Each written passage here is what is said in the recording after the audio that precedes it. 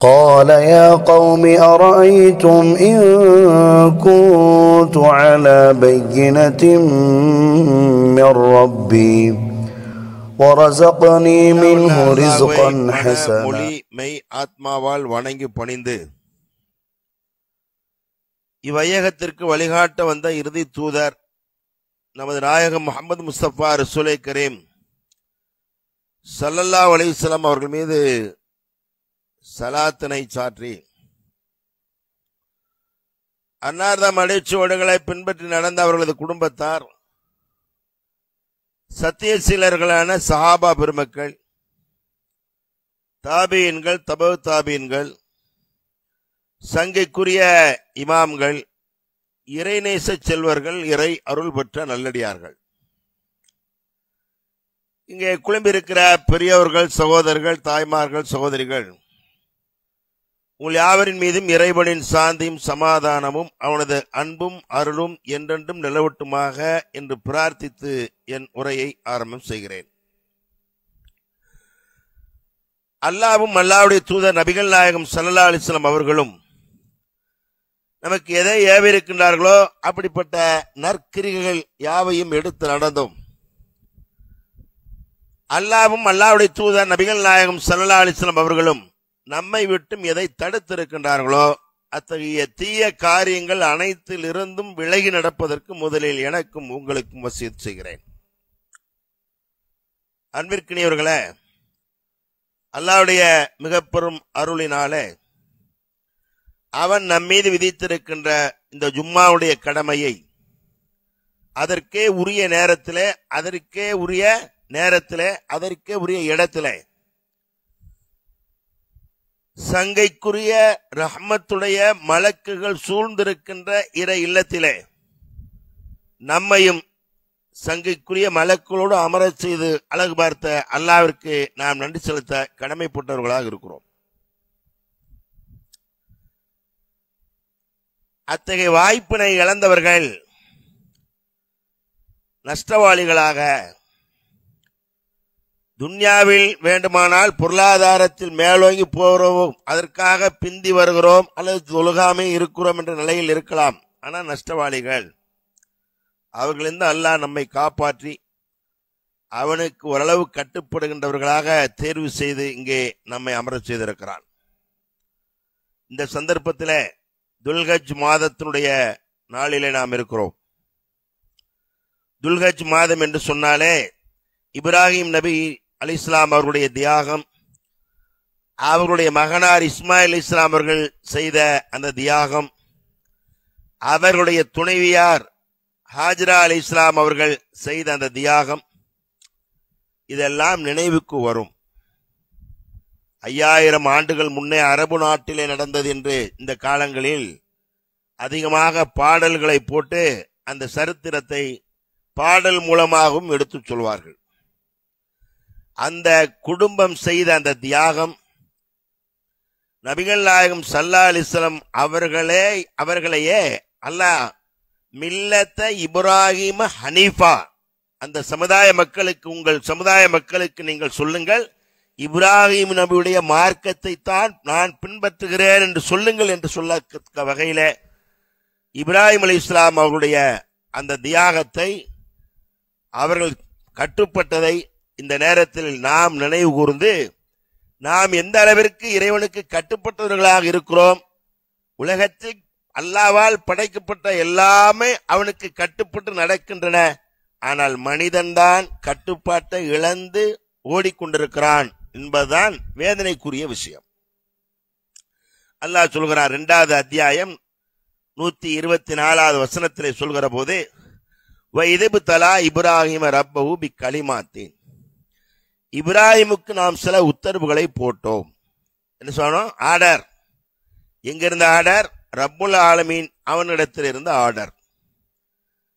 ஆதம் அலைஹிஸ்ஸலாம் அவர்களை படைத்து மலக்குகளுக்கெல்லாம் ஆர்டர் போட்ட போது அந்த ஆர்டரிலே இருந்த ஷைத்தான் விலகிக் கொண்டான்.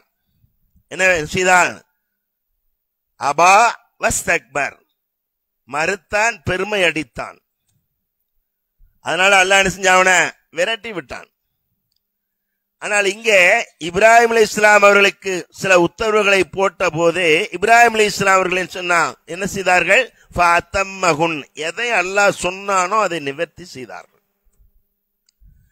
அதனை தொடர்ந்து 2வது அத்தியாயம் 131 சொல்கிற போது சொல்கிறான், இது கால லஹு ரப்புஹு அஸ்லிம்.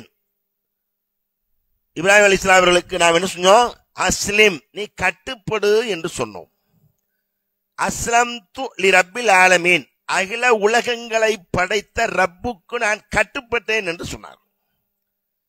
அதனாலே அவர்கள் கட்டுப்பட்டு என்னவெல்லாம் அன்றைக்கு அவர்கள் காரியங்கள் செய்தார்களோ அதையெல்லாம் இன்றைக்கு யார் மக்காவிற்கு செல்கிறார்களோ, பொருளாதார ரீதியாக அல்லாஹ் எவர்களை மேம்படுத்தி இருக்கின்றானோ அவர்கள், இப்ராஹிம் அலைஹிஸ்ஸலாம் அவர்கள் எந்த இறை இல்லத்தை எழுப்பினார்களோ அந்த இறை இல்லத்தில் தவாப் சுற்றுகிற போதும், அதனை தொடர்ந்து மக்காமே இப்ராஹிம் அருகிலே போய் நின்ற தொழுகின்ற அந்த வாய்ப்பும், அதனை தொடர்ந்து அவர்கள் தவாப் முடிந்து ஹஜ்ஜுக்கு செல்கின்றவர்கள் செய்கின்ற காரியங்களிலே குர்பானி கொடுப்பதற்காக செல்கிற போது அந்த குர்பானியில கொடுப்பதற்காக செல்கிற போது கல்லெறிகின்ற அந்த காட்சியும்,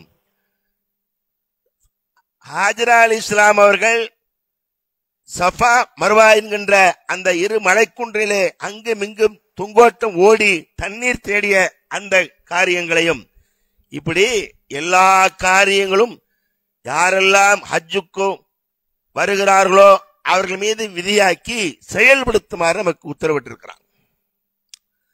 அதிலே செல்வந்தர்களுக்கு யார் வாய்ப்பை, எந்த செல்வந்தருக்கு எல்லாம் வாய்ப்பை வழங்கினால் அவர்களுக்கு போகிறார்கள், கிடைக்கிறது.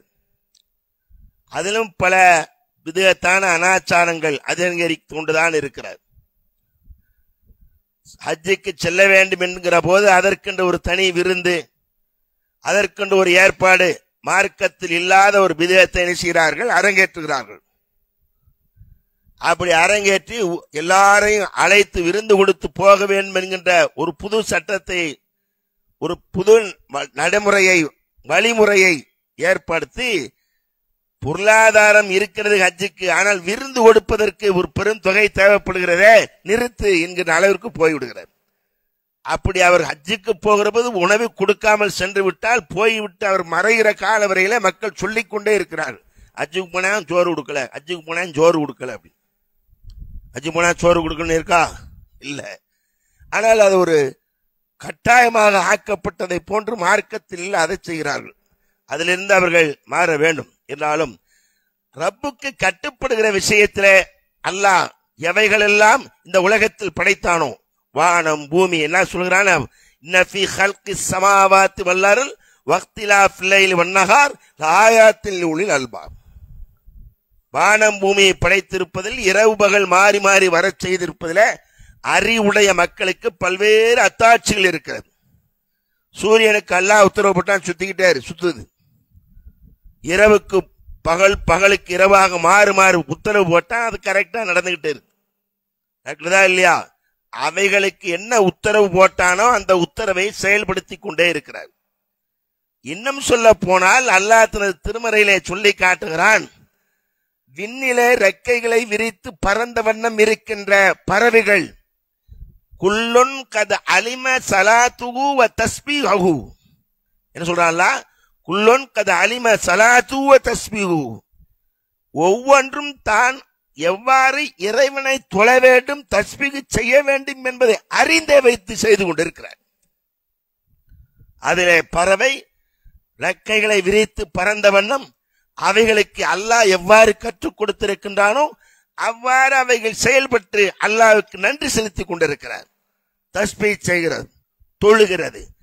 காலை மாலை, அதாவது மரங்களின் மூலமாக, மரங்கள் நிழல் சூரியன் சாய்வதன் மூலமாக, கிழக்கும் மேற்கும் சாய்வதன் மூலமாக அல்லாஹ்வை தஸ்பீஹ் செய்கிறார். எல்லாம் கட்டுப்படுகிறது. கடல் கட்டுப்பட்டு குறிப்பிட்ட எல்லைக்கு மேல் வருவதே இல்லை. அல்லாஹ் ஆர்டர் போட்டா சுனாமியா வெளியே வந்துச்சா இல்லையா? கரண்டை காலுக்கு கீழ் முழங்கால் வரையிலே ஓடிக்கொண்டிருந்த அந்த அலைகள் பனைமரத்தின் உயரத்திற்கு ஊருக்குள்ளே புகுந்து, ஆர்டர், ரப்புல் ஆலமீனுடைய ஆர்டர், உள்ளே புகுந்து மக்களை, தேவைப்படுகின்ற மக்கள் எவரையெல்லாம் அல்லாஹ் இந்த பூமியில் இருந்து அழிக்க வேண்டும் என்று ஆர்டர் போட்டானோ உடனே அந்த ஆர்டரை செயல்படுத்தி விட்டு போய் அமைதியா தூங்கிடுச்சு. எப்படிங்க அந்த சுனாமி நேரத்துல உள்ளே புகுந்து மக்களை எல்லாம் அழித்து விட்டு மீண்டும் போய் எதுவுமே நடக்காத மாதிரி அந்த குறிப்பிட்ட எல்லையில திரும்ப திரும்ப அலை வந்து கொண்டே இருந்தது. அதை பார்க்கின்ற போது இந்த கடல் இப்படி ஓடிக்கொண்டிருக்கின்ற இந்த அலைதான் ஊருக்குள் இவ்வளவு தூரத்திற்கு வந்ததா, இவ்வளவு மக்களை காவு வாங்கியதா, ரப்புல் ஆலமீனுடைய உத்தரவுக்கு அது கட்டுப்பட்டுச்சு. தண்ணி, கடல் நீர். நூஹ் நபியினுடைய காலத்துல வானத்திற்கு உத்தரவு போட்டு மழை பொழிய செய்தான். அது மழை பொழிந்தது. பூமிக்கு உத்தரவு போட்டான். மக்கள் அழிக்கப்பட வேண்டிய மக்கள் அழிந்த மாத்திரத்திலேயே பூமிக்கு உத்தரவு போட்டான். எப்படி?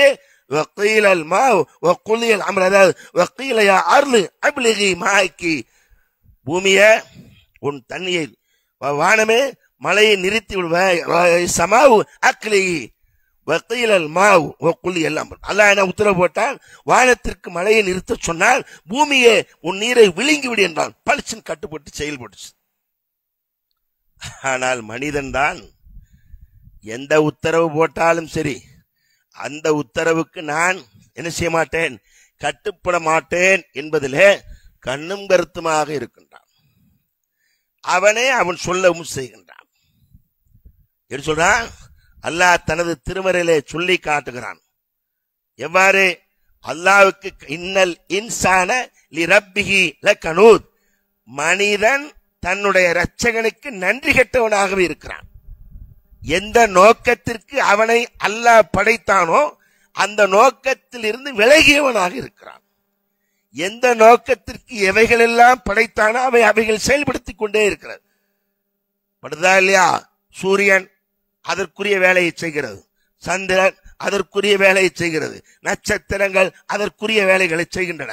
ஆனால் மனிதன் எதற்கென்று படைக்கப்பட்டானோ அந்த நோக்கத்தை, அந்த லட்சியத்தை அடைவதற்காக முயற்சி செய்கிறான் என்று முயற்சி செய்கிறானா என்று சொன்னால் இல்லை. அல்லாஹ் என்ன சொல்கிறான் திருமறையில? அல்லதி ஹலக்கல் மௌத்த வல் ஹயாத்த லியப்லுவக்கும் அய்யுக்கும் அஹ்ஸனு அமலா. உங்களை நாம் எதற்கு படைத்திருக்கிறோம்? வீணுக்காகவா? இல்லை, நீங்கள் எவர் நல்லமல் செய்து வருகிறீர் என்பதை சோதிப்பதற்காக. யார் நல்லவற்றை கொண்டு வருகிறீர், யார் தீய செயல்கள் மூலமாக தீயவனாக வருகிறீர் என்பதற்காக நாம் படைத்திருக்கிறோம். அப்ப ஹசித்தும் அன்னமா ஹலக்னாக்கும் அபதா, நாம் உங்களை வீணுக்கு படைத்திருக்கிறோமா என்பதை நீங்கள் சிந்திக்க வேண்டும் என்பதை சொல்கிறான். வீணுக்காக படைத்திருக்கோம், தீனுக்கு படைத்தோம். அந்த தீனுக்கு படைத்தோம் என்று சொல்கிற அந்த வசனத்திற்கு பொருந்தியவர்களாக இப்ராஹிம் அலைஹிஸ்ஸலாம் அவர்கள், ஹாஜரா அலைஹிஸ்ஸலாம் அவர்கள், இஸ்மாயில் அலைஹிஸ்ஸலாம் அவர்கள் கட்டுப்பட்டார்கள், செயல்பட்டார்கள், எல்லாமே முடிந்தார்கள். எந்த அளவிற்கு? உச்சி முடியை ஒழுக்குகின்ற அளவிற்குண்டான உத்தரவு மகனை அறுத்து பலியிடுவது. உச்சி முடியை உழுக்குகின்ற அளவிற்குண்டான சட்டம் உத்தரவு. என்ன உத்தரவு? மகனை அறுத்து பலியிடுவது. அப்படி மகனை அறுத்து பலியிடுவதற்காக சொன்ன போதும் கூட ஏன், எதற்கு, எதனால் என்று எந்த கேள்வியும் கேட்காமல் மகன்கிட்ட போய்தான் கேட்காரு. யாபனையே இன்னி ஆராஃபில் மனாமி அன் அதுபகுக்க, என் அருமை மகனே உன்னை அறுத்து பலியிட கனவு கண்டேன். மனம் செயல்படுத்துங்கள். அல்லாஹ் அப்படி உங்களுக்கு உத்தரவு போட்டு போனால் அதான் செயல்படுத்துங்கள். அல்லாஹ் நாடினால் என்னை பொறுமையாளராக பெற்றுக் கொள்வீர்கள். யார் சொன்னா? இஸ்மாயில் அலைஹிஸ்ஸலாம் அவர்கள் சொன்னார். அல்லாஹ்வுக்கு கட்டுப்பட வேண்டிய விஷயத்திலே கணவன், மனைவி, மகன் எல்லாருமே செயல்பட்டார்கள். நாம் யாருக்கு கட்டுப்படுகிறோம்? மருத்துவர் சொன்னால் கட்டுப்படுகிறோம், மாமரை சொன்னால் உதறி தள்ளுகிறோம். மருத்துவர் அதிகாலை 4 மணிக்கு எஞ்சி போ, அரை மணி நேரம் ஓடு, இருள ஓடுறேன், வெயில்ல 1/4 மணி நேரம் ஓடுறேன். மனைவிட்டு சொல்லி வைக்கான், நல்லா இருப்ப, டாக்டர் இன்னையிலிருந்து சொல்லிட்டாரு, ஓடுனா உலகத்தில் இருப்ப, இல்லாட்ட பூமிக்கு கீழே போயிருவன்ட்டாரு. ஓட்டம். அதற்காக தனி dress, uniform, track suit, shoe. இன்னும் கொஞ்சம் பொருளாதார வசதி இருக்குமே, ஆனால் நம்ம நடக்கிற வேற எவனும் சுகர் இருக்கு அது இருக்கு நினைச்சிருக்கான், நாயை பிடிச்சுக்கிறேன். எதுக்கு? நாய்க்கு வாக்கிங் போறாரு, இவர் வாக்கிங் போகணும். எவனாவது என்ன வாக்கிங் வந்துட்ட, சுகர் வந்து இறங்கிருச்சா? இல்லப்பா, நாயை கூட்டி போறேன்டா, அது வீட்டுக்குள்ளே கெட்டி கிடக்கல, அதுக்காண்டி போய்கிட்டு இருக்கேன். என்ன சொல்லியிருக்காரு மருத்துவர்? போ. மாமரம் என்ன சொல்கிறது? மாணவி ஸல்லல்லாஹு அலைஹி வஸல்லம் என்ன சொல்கிறார்கள்? அதிகாலை 5 மணிக்கு எழுந்து போ, நட. அப்படி நடக்கின்ற போது அல்லாஹ்விடத்தில் கேளு, யா அல்லாஹ், என் உள்ளத்தில் ஒளியை ஏற்படுத்து, எனது பார்வையில் ஒளியை ஏற்படுத்து, எனது முன்புறம் எனது பின்புறம் எனது வலதுபுறம் எனது இடதுபுறம் ஒளியை ஏற்படுத்து, எனது உடல் பூரம் எனது மஜ்ஜிலே எனது எலும்பிலே எல்லாவற்றிலையும் ஒளியை ஏற்படுத்து, அல்லாஹ்ட்ட கேளு. நீங்க வேற அல்லாஹ்ட்ட கேளு அல்லாஹ்ட்ட கேளுன்னு. அல்லாஹ்ட்ட கேட்டா எதையா எனக்கு இப்பமே கொடுத்தான், மருத்துவர் கேட்டா உடனே கொடுக்கான். நெஞ்சு வலினா உடனே என்ன பண்றா, நெஞ்சு வலினா உடனே எனக்கு மருத்துவர் கொடுக்கார், மருந்தை கொடுக்கார். அல்லாட்ட உடனே கிடைக்குதா? எல்லாரும் கேட்ட உடனே சும்மா தொழுதுட்டு போனியா, வெளியே போகும்போதே இந்தா சும்மாக்கு 1000, அசர் தொழுதியா 500, மாரி தொழுதியா 300, 3 காயத்தான தொழுதியா 300, போ. அப்படியா கொடுக்கணுமா? என் அருமைக்குரியவர்களே, என் பாசத்திற்குரியவர்களே, இந்த உலகத்தில் நிரந்தரமாக இருக்க போறதில்லை என்பதை புரியாமல் இந்த உலகத்தில் ஏதோ நீண்ட நெடிய நாட்கள் இருந்துவிட்டு இதோட முடிந்து விடுவதை போன்று நினைத்துக் கொண்டிருக்கிறார்கள். விசாரணை இருக்கிறார். அதனாலேதான் அவர்கள் இப்ராஹிம் அலைஹிஸ்ஸலாம் அவர்கள் அதிகாலை தர்பியால சொன்னா இல்லையா, யா அல்லாஹ், மறுமையில் நீ விசாரிக்கின்ற போது அந்த விசாரணையில எங்களையும் எங்கள் குடும்பத்தாரையும் உன்னை நம்பிய இறை விசுவாசிகளையும் மன்னித்து விடு என்று கேட்டார்கள் என்று சொன்னால் காரணம் என்ன? அந்த விசாரணை நாள் இருக்கிறது, அதை சந்திக்க இருக்கிறோம். அதற்கு நாம் தயாராக வேண்டும் என்பதற்குத்தான் கட்டுப்படு, நான் கட்டுப்படுகிறேன், நீ கட்டுப்படு, நான் கட்டுப்பட மாட்டேன். எடு, நான் விடுவேன். நட, நான் மறுப்பேன். என்ன செய்வேன்? நான் மறுப்பேன் என்கிற நிலைப்பாட்டில் யாரெல்லாம் இந்த ஹஜ் நோன்பு வருகிறதோ 27 தொழுகை பெருநாள் தொழுகையோடு புறப்பட்டு செல்வார்கள். மீண்டும் ஹஜ் பெருநாளைக்கு வருவார்கள். ஆடை பிடித்து ஒரு வார காலத்திற்கு தெருவெல்லாம் ஓட்டி ஊர் விளம்பரம் முடிந்ததற்கு பின்பு குர்பானை கொடுப்பார்கள்.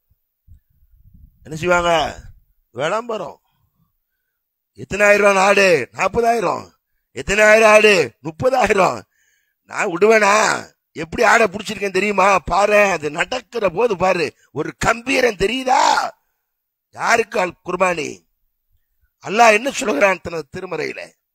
லன் யனாலல்லாஹு லுஹூமுஹா வலா திமாஉஹா வலாக்கின் யனாலுஹு தக்வா. நீ கொடுக்கின்ற ஆட்டினுடைய இறைச்சியோ கொழுப்பான ஆடு, சூப்பர் ஆடு, நாட்டாடு, செம்பரி ஆடு, கருப்பாடு, அந்த இறைச்சியை நான் கணிப்பின்னு நல்லா சொன்னானா? இல்ல. லன் யனாலல்லாஹு லுஹூமுஹா வலா திமாஉஹா வலாக்கின் யனாலுஹு தக்வா. நீ கொடுக்கின்ற ஆட்டினுடைய இறைச்சியோ அதனுடைய ரத்தமோ என்னை வந்து சேர்வது இல்லை. உன்ட என்ன வேண்டிருக்கான்னு பாக்குறேன். அல்லாஹ் நோம்பல என்னதை அதிகப்படுத்தும் நோம்ப சொல்லிட்டு லஅல்லக்கும் தத்தக்கும், நீங்கள் இறையச்சம் உடையவர்களாக ஆக வேண்டும் என்பதற்கு நோன்பு. அந்த இறையச்சம் இருக்கிறதா என்பதை பார்ப்பதற்கு குர்பானி.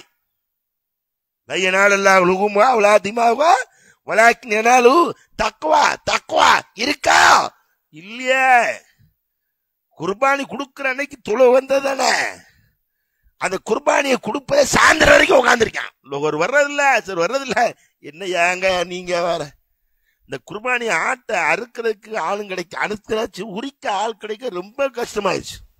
அதை உரிச்சு 3 பங்கு வச்சு அதை குடுத்து முடிக்க இவ்வளவு நேரம் ஆச்சு. அன்னைக்கு தொழுகை பூரா போச்சு.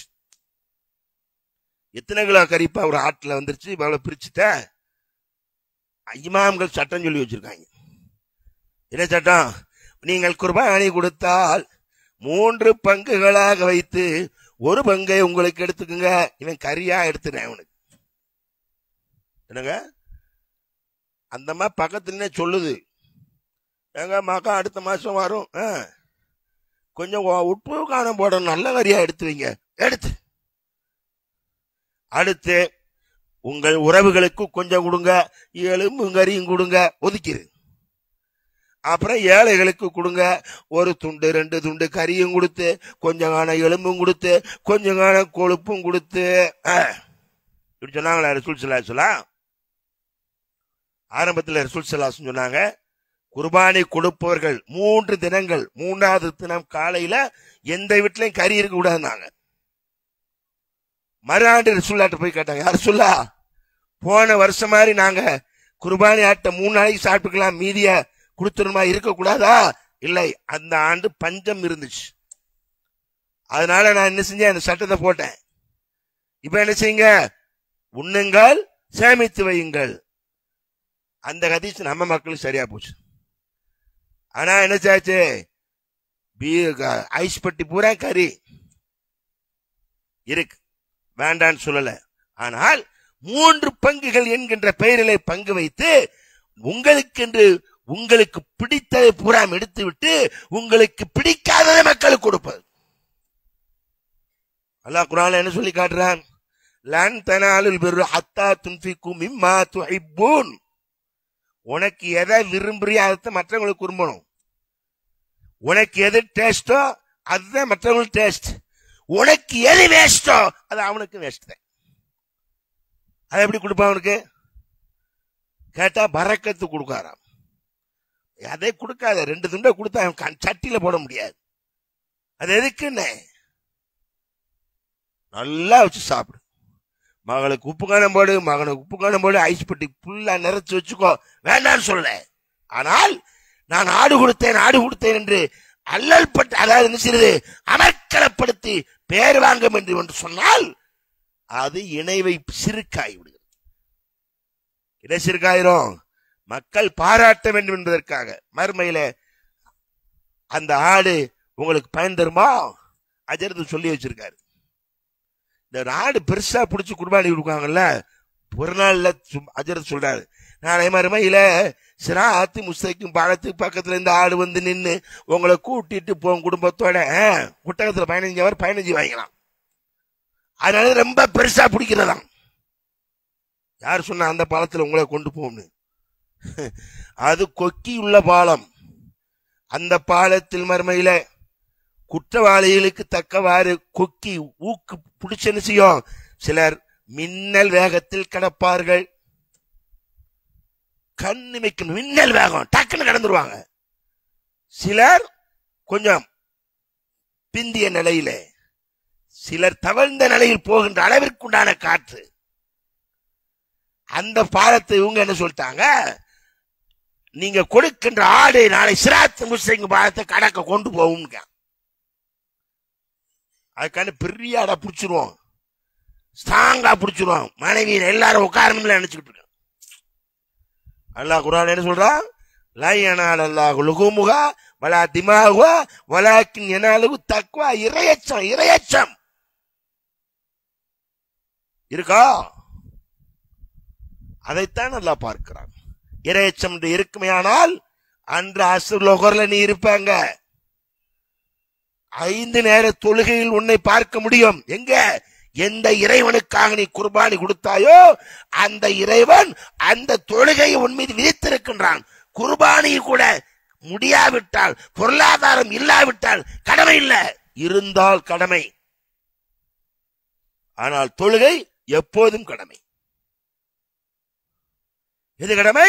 தொழுகை எப்போதும் கடமை. அதை எவன் புறக்கணிக்கின்றானோ, அதை எவன் என்ன பொடுபோக்காக இருக்கின்றானோ, நபிகள் நாயகம் ஸல்லல்லாஹு அலைஹி வஸல்லம் அவர்கள் சொல்வார்கள், முனாஃபிக்கீன்களுக்குத்தான் தொழுகை கஷ்டமாக இருக்கும் என்றார். என்ன செய்யணும்? அப்ப குர்பானி கொடுத்துட்டா போதும், நோம்புல 27 தொழுதுட்டா போதும், பராத்திர மேராஜில் உள்ள தொழுதா போதும், அதோட போதுமா? இல்லை. மற்றதற்கெல்லாம் ஹஜ்ஜு இந்த 10 நாளில் தான் இஸ்லாத்தின் அனைத்து அம்சங்களும் புதிந்திருக்கிறார். களிமா இருக்கு, களிமாக்குள்ள அடுத்து தொழுகை இருக்கிறது. இந்த 10 நாள் செய்யப்படுகின்ற அமல் புகாரியிலே நபிகள் நாயகம் ஸல்லல்லாஹு அலைஹி வஸல்லம் சொன்ன செய்தியில புகாரியிலே பதிவு செய்யப்பட்டிருக்கிறது. இந்த 10 நாட்கள் துல்ஹஜ் மாதத்தினுடைய 10 நாட்கள் செய்யப்படுகின்ற இந்த அமல் ஏனைய மாதங்களில் செய்கின்ற அமலை விட சிறப்பானது. அதனாலேதான் இந்த மாதத்தில் ஒன்றிலிருந்து எதில துல்ஹஜ் பிறை ஒன்றிலிருந்து அந்த 10 வரையில என்ன செய்யலாம்? அதிகமாக திக்ர், தஹ்லீல், தஹ்மீத், தக்பீர் மூன்றும் செய்ய வேண்டும். லா இலாஹ இல்லல்லாஹ் தஹ்லீல், அல்ஹம்துலில்லாஹ் தஹ்மீத், அல்லாஹு அக்பர் தக்பீர். நபிகள் நாயகம் ஸல்லல்லாஹு அலைஹி வஸல்லம் அவருடைய தோழர்களில் அபூ ஹுரைரா ரலியல்லாஹு அன்ஹு அவர்கள், இப்னு உமர் ரலியல்லாஹு அன்ஹு அவர்கள் கடைவீதிக்கு சென்று இந்த நாட்களில் இந்த தக்பீரை சொல்லிக் கொண்டே இருப்பார்கள். அவர்கள் சொல்வதை பார்த்து மக்களும் நினைவு கூறுவார்கள். யார் சொல்றத? இப்னு உமர் ரலி அவர்கள், அபூ ஹுரைரா ரலியல்லாஹு அவர்கள் சொல்கின்ற இந்த செய்தியை அவர்களும் சொல்வார்கள். புகாரியில 969வது ஹதீஸாக பதிவு செய்யப்பட்டிருக்கிறார். அப்ப என்ன செய்யணும்? அதிகம் தக்பீர் சொல்லணும், அதிகம் ஹம்து அல்லாஹ்வை புகழணும், அதிகமாக கலிமா சொல்லணும், அதிகம் குர்ஆன் ஓதணும், அதிகம் தர்மம் செய்யணும். வாய்ப்பு இருந்தால் 9 நாள் நோன்பு. என்ன நோன்பு? இந்த துல்ஹஜ் மாதத்துல. அப்ப கலிமாவும் வந்து விடுகிறது, தொழுகை வந்து விடுகிறது, நோன்பு வந்து விடுகிறது, ஹஜ்ஜும் வந்து விடுகிறது. வாய்ப்பு உள்ளவர்கள் ஹஜ். அல்லாஹ் நமக்கு அந்த வாய்ப்பை வழங்க வேண்டும். எந்த இப்ராஹிம் அலைஹிஸ்ஸலாம் அவர்கள் அந்த இறை இல்லத்தை கட்டிவிட்டு, இறைவா நாங்கள் ஏற்பி இந்த தியாகத்தை நீ ஒப்புக்கொள்ள வேண்டும் என்று சொல்லி அங்கிருந்து மக்களுக்கு அழைப்பு கொடுத்தார்களோ, அந்த அழைப்பிலே நாமும் போய் அந்த ஆலயத்தை பார்ப்பதற்கு, பேருக்காக அல்ல. நிறைய பேர் போயிட்டு வந்து என்ன செஞ்சுக்கிட்டு இருக்காங்க? பேர் போட்டு விளையாண்டுகிட்டு இருக்காங்க.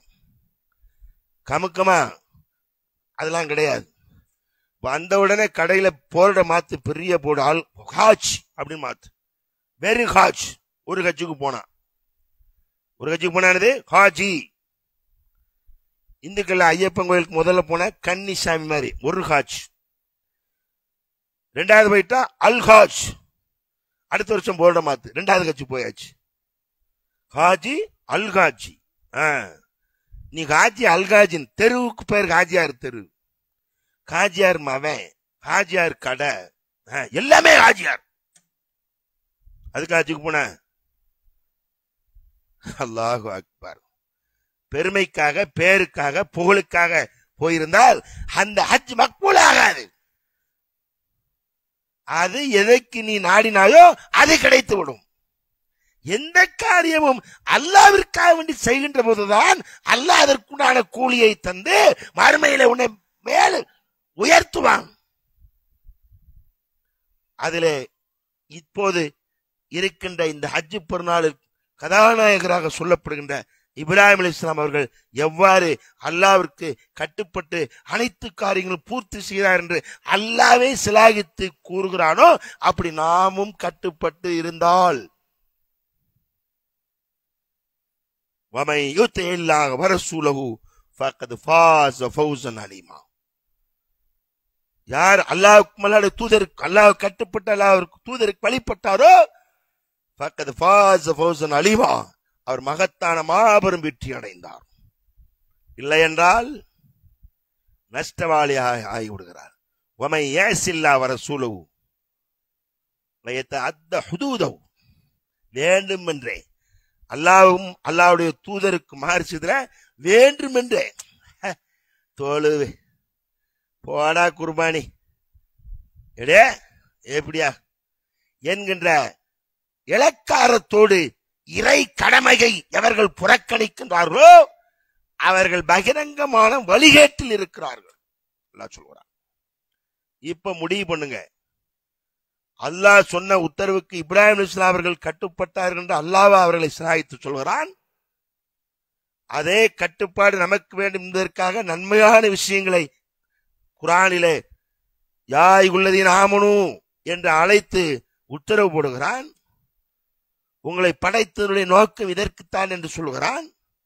இப்படி அநேக விஷயங்களில் குர்ஆனில் இருப்பதற்கு புறம்பாக நம்முடைய செயல்பாடு இருக்குமே. ஆனால் முடிவு பண்ணுங்கள், இன்று முதல் அல்லாஹ்விற்கு எப்படி இப்ராஹிம் அலைஹிஸ்ஸலாம் அவர்கள் கட்டுப்பட்டார்களோ, அல்லாஹ்விற்கு இப்ராஹிம் அலைஹிஸ்ஸலாமுடைய குடும்பத்தார் எவ்வாறு செயல்பட்டார்களோ, அல்லாஹ்விற்கு எந்த அளவிற்கு பணிந்தார்களோ இஸ்மாயில் அலைஹிஸ்ஸலாம் அவர்கள், அதே போன்று நாங்களும் இருப்போம்.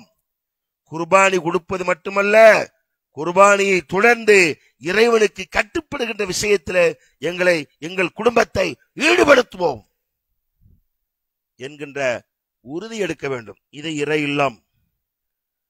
எந்த இறைவனுக்காக நீங்கள் குர்பானி கொடுக்கிறேன்னு சொன்னீங்களோ அது உண்மை என்றால், அந்த இறைவன் போட்ட ஏனைய உத்தரவுகளையும் செயல்படுத்தினால் நீங்கள் கட்டுப்பட்டீர்கள் என்ற பொருள். ஏனைய உத்தரவுகளை புறக்கணித்தால் குர்பானியை பெருமைக்காக கொடுத்தீர்கள் என்று பொருள்.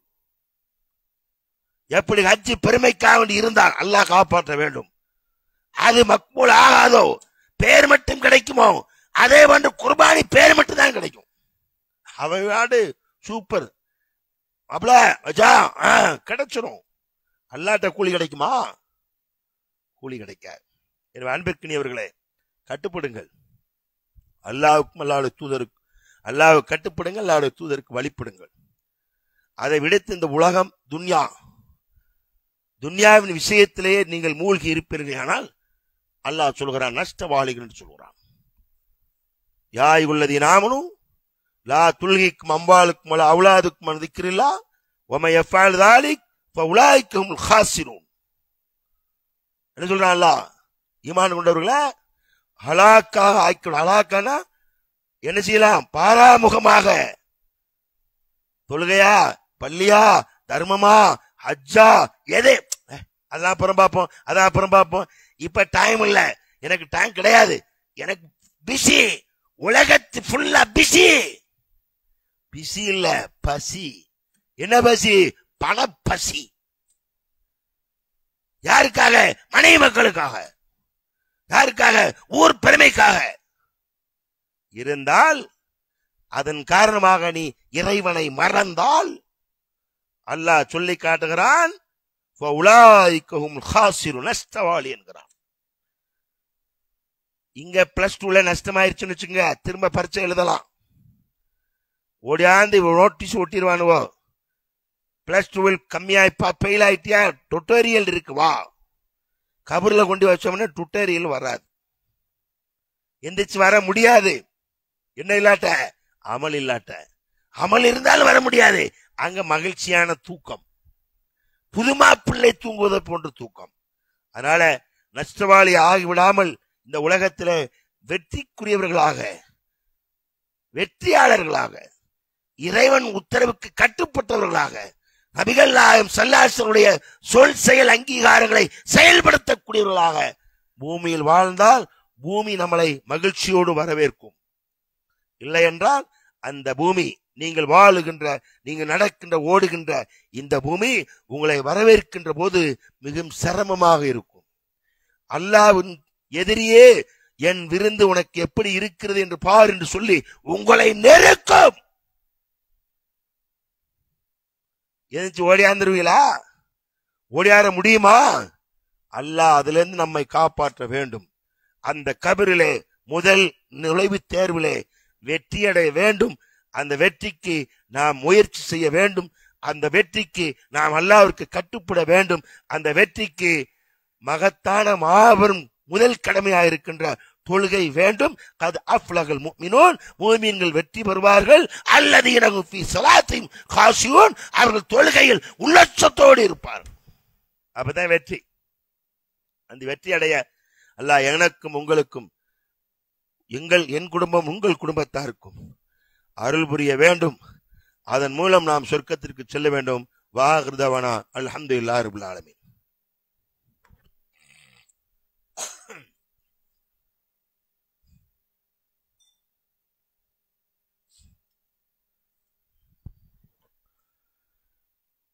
அல்ஹம்துலில்லாஹ் அல்ஹம்துலில்லாஹி வஸ்ஸலாத்து வஸ்ஸலாமு அலா ரசூலுல்லாஹி ஸல்லல்லாஹு அலா ஆலிஹி வஸஹ்பிஹி வஸல்லம். அன்பிற்கினியவர்களே, அல்லாஹ் தனது திருமறையிலே சொல்கிறான், குல் இன் குன்தும் துஹிப்பூனல்லாஹ ஃபத்தபிஊனி. அல்லாஹ்வின் மீது நேசம் கொண்டதில் நீங்கள் உண்மையாளராயிருந்தால் என்னை பின்பற்றுங்கள். நபிகள் நாயகம் ஸல்லல்லாஹு அலைஹி வஸல்லம் பின்பற்றோம். துல்ஹஜ் மாதம் ரசூல் ஸல்லல்லாஹு அலைஹி வஸல்லம் அவர்கள் எவ்வாறு நடந்து கொள்ள சொன்னார்கள், இந்த 10 நாளையில் என்னமெல்லாம் செய்யலாம், எதை செய்யக்கூடாது, யார் குர்பானி கொடுக்க வேண்டும் என்று நிய்யத்தோடு இருக்கிறார்களோ, குர்பானி பிராணியை பிடித்திருக்கிறார்களோ, கூட்டு குர்பானியில் சேர்ந்திருக்கிறார்களோ, மாடு ஒட்டகத்திற்கு 7 பேர் சேர்ந்துக்கலாம். ஆடு ஒரு ஆள் தான் கொடுக்க முடியும். ஆடு ஓராண்டு பூர்த்தி செய்யப்பட்டதாக இருக்க வேண்டும். ஓராண்டு பூர்த்தியானது கிடைக்கவில்லை என்றால் செம்பரி ஆடில் 9 மாசம் அல்லது 8 மாசத்துக்குள்ளானதை என்ன செய்யலாம், கொடுக்கலாம். ஒட்டகம் 5 ஆண்டு பூர்த்தியாக இருக்க வேண்டும். சப்த கூலி சௌரியமா கிடைக்கட்டும்னு வேணும்னே போய் என்ன செய்யக்கூடாது, கடைசியில் போய் நிற்க கூடாது. சந்தையில கடைசியா வித்தது போக மிச்சம் அவனுக்கு மாதிரி என்ன செய்யறது, மார்க்கெட்ல காய்கறி கடைசி சந்தையில போய் இந்த மாதிரி நிற்க கூடாது. நாம் கொடுக்கின்ற அந்த குர்பானி இறைவனுடைய திருப்பொருத்தத்தை பெற வேண்டும் என்பதற்காக என்கிற போது நபிகள் நாயகம் ஸல்லல்லாஹு அலைஹி வஸல்லம் அவர்கள் கொழுத்த செம்பரி ஆடு, கருத்த ஆடு, கொழுத்த ஆடு எடுங்க, கொழுத்த ஆடு, அதை ரசூலுல்லாஹ் திருத்துருவா கூட்டி மதீனாபுரம் சுத்தல், அதையும் பார்த்துக்கணும். பெருமை அடிக்கவில்லை. அந்த அளவிற்கு நபி ஸல்லல்லாஹு அலைஹி வஸல்லம் அவர்கள் நினைச்சாங்க. ஆடு ஓராண்டு, மாடு ஈராண்டு, ஒட்டகம் 5 ஆண்டு. இங்க ஒட்டகம் வாய்ப்பு இல்லை, இருந்தால் அதுக்குண்டான வாய்ப்பு என்று சொன்னால் 5 ஆண்டு பூர்த்தியான ஒட்டகத்தை என்ன செய்யணும், குர்பானி கொடுக்கணும். குர்பானினுடைய அதன் கழுத்தில் கிடக்கின்ற அந்த கயிர்கள் அல்லது மணி எல்லாம் போட்டிருப்பாங்க, அதனுடைய தோல், இவைகளை அறுப்பவருக்கு கூலியாக, உரிப்பவருக்கு கூலியாக கொடுத்து விடக்கூடாது. அனைத்தும் ஏழைகளுக்கே கொடுக்கப்பட வேண்டும். அநேக இடங்களில் பள்ளிவாசல்களில் வாங்கி ஏழை எளிய மாணவர்கள், ஏழை மக்களுக்கு உதவி செய்வார்கள். அப்படி கொடுத்து விட வேண்டும். நமக்கு உரிக்க வந்துட்டான்ல, அவனுக்கு கூலி 1000 ரூபாய் கேட்கான், தோலை கொண்டு போடான்னா தோல் இப்ப விலையும் கிடையாது. அது வேற, கூலியாக உரிப்பவருக்கு கொடுக்க கூடாது. கூலிதான் கொடுக்க வேண்டும், தோலை கொடுத்து விடக்கூடாது. ஏனைய அதில் மாட்டியிருந்த பொருட்களை என்ன செய்யக்கூடாது, கொடுக்க கூடாது. முதலில் சொல்லிவிட்டேன், கரியை 3 பங்கா வைக்க வேண்டும் என்று எந்த சட்டமும் கிடையாது. பெருநாள் தொழுது விட்டால் உரிப்பதற்கு ஆள் கிடைக்கிறது கஷ்டம் என்பதற்காக பெருநாளைக்கு முன்னாடியே அறுக்கவும் கூடாது. நம்ம முன்னாடி அறுத்துறானப்பா பிரச்சனை இல்லை அப்படின்னு பெருநாள் தொழுகைக்கு முந்தைய என்ன செய்யக்கூடாது, ஆட்டை அறுத்துடக்கூடாது. நபிகள் நாயகம் ஸல்லல்லாஹு அலைஹி வஸல்லம் ஒரு முறை பார்க்கிறார்கள், அவ்வாறு அறுத்து இருக்கிறது. அது அவருக்காக அறுத்தார், குர்பானிக்காக வேற அறுக்க வேண்டும் என்கிறார்கள். அதனால குர்பானியுடைய சட்டங்கள் யார் பின்பற்ற வேண்டும் என்றால், குர்பானி கொடுப்பவர்கள் நகம், முடி இவைகளை களையக்கூடாது. குடும்பத்திற்கு ஒரு ஆடு அல்லது ஒரு ஷேர், 7இல் ஒருவராக இருக்கலாம். 4 அண்ணன் தம்பி 4 பேருக்கு 4 ஆடு கொடுக்கணும் தேவையில்லை. ஒரே வீட்டில் இருந்தால், தனித்தனியாக இருந்தால் அது வேறு. ஒரே குடும்பமாக இருந்தால் 1 போதும். என்ன செய்யலாம், 1 போதும். இந்த சட்டங்களை தெரிந்து அதன்படி அமல் செய்து உங்களுடைய அந்த குர்பானி அல்லாஹ்விடத்தில் ஒப்புக்கொள்ளப்பட்டதாக ஆகுவதற்கு எல்லாம் வல்ல அல்லாஹ் அருள் செய்ய வேண்டும். நான் மீண்டும் ஞாபகப்படுத்துகிறேன், எந்த குர்பானியை ஃபஸல்லி லிரப்பிக வன்ஹர், அறுத்து பலியிடு சொல்லி அறுத்து பலியிடும் தொழுகையும் உனக்காக என்று இருக்கிறதோ, அது அதே போன்று தொழுகை தொடராக இருக்க வேண்டும். தொழுகை தொங்கிவிடக் கூடாது என்பதை கவனத்தில் கொண்டு செயல்படுங்கள், வெற்றி பெறுங்கள். வாஹிரு தவானா அல்ஹம்துலில்லாஹி ரப்பில் ஆலமீன்.